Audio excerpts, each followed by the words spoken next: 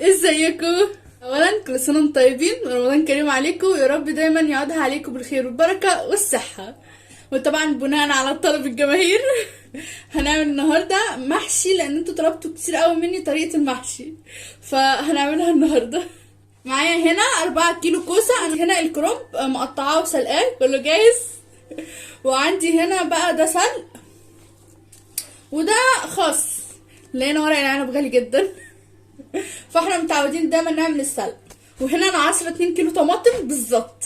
مقدار الرز اللي هستخدمه على المحشي 2 كيلو. وطبعا هنا معايا الشبت والبقدونس عشان خلطه المحشي، والبصل اللي هنعمل بيه التخديعه مقطعاه مكعبات صغيره. يلا بينا نبدا.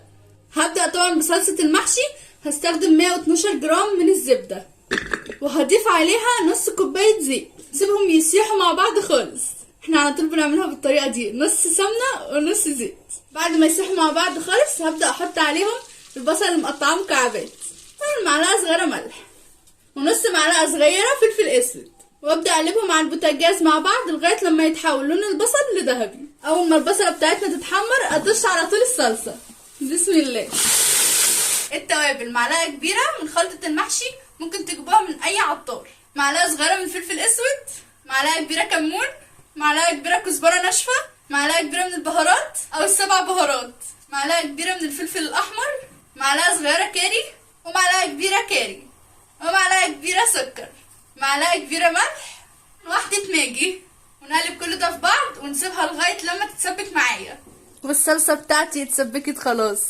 هجيب ال2 كيلو رز بتوعي واحط عليهم الخلطه دي. الخلطه دي عباره عن بصل متقطع مكعبات، وعليهم معلقه من خلطه المحشي، ومعلقه ملح كبيره، ومعلقه فلفل اسود، وكمان معلقه كمون، ومعلقه شطه، ومعلقه كزبره ناشفه. واحط عليهم كمان النعناع لا غنى عنه، بيدي طعم جميل جدا المحشي. هحط الخلطات دي كلها على الرز. ممكن تستغنوا عن خلطه البصل دي عادي جدا لو انتوا مش حابينها، وتكملوا بقيه الوصفه طبيعي. واحط عليهم مقدار نص كوبايه زيت، وهحط عليهم شبت وبقدونس متقطعين، وعليهم الصلصه اللي عملناها مع بعض، واقلب كله في بعض. جبت حله وحطيت فيها نقطه زيت وعليها اللب بتاع الكوسه.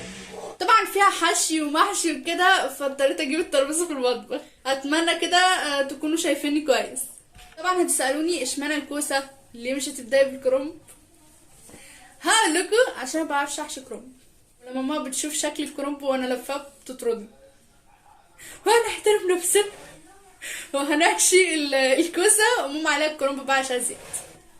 اكيد مش هعلمكم ازاي تحشوا الكوسه يعني، اكيد ما نحشيش الكوسه لاخرها كده عشان الرز ما يطلعش بره الحله كله وتبقى الكوسايه فاضيه.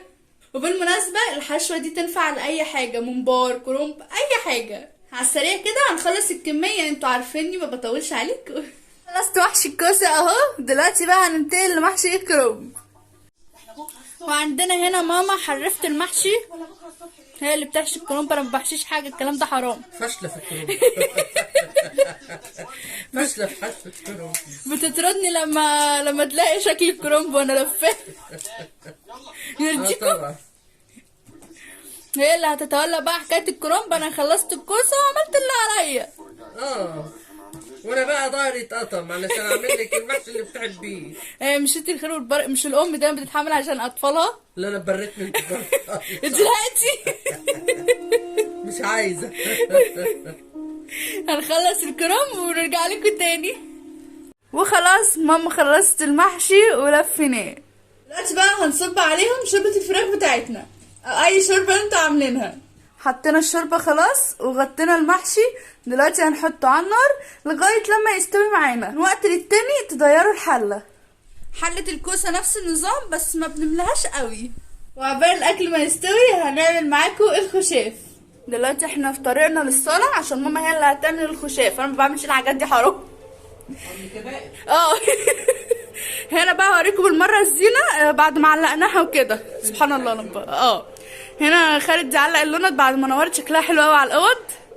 دي بتاعت التسكو، هتلاقيها في كل حته فعادي متستغربوش. وفرشنا الكنب، الفرش ده جاي لماما في عيد الام من بنت صاحبتها.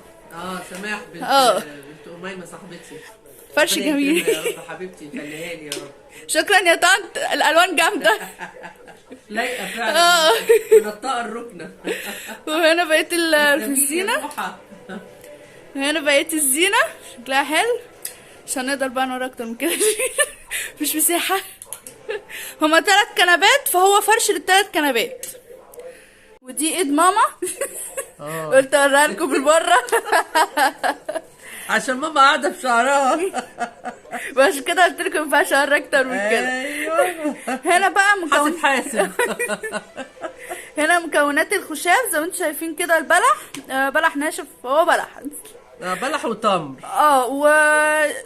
قمر الدين. وقمر الدين وشويه ميه وشكرا. وشويه سكر وشكرا. متاح.